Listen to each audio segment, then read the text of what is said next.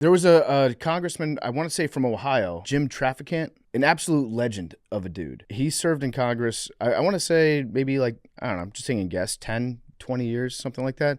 And he would constantly address the open floor of the Congress, and he would constantly refer to the IRS as being the Internal Rectal Service and how they're stealing money from everybody. And he would end every speech by saying, "Beam me up."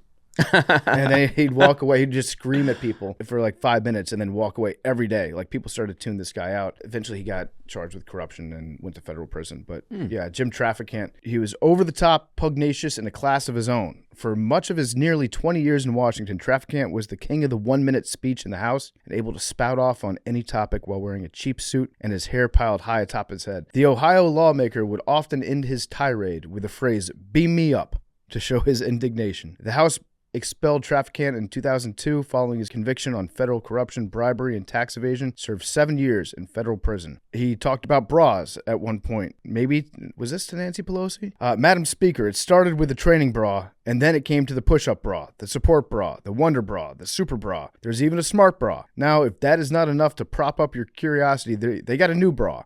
It's called the holster bra, the gun bra. That's right, a brassiere to conceal a hidden handgun.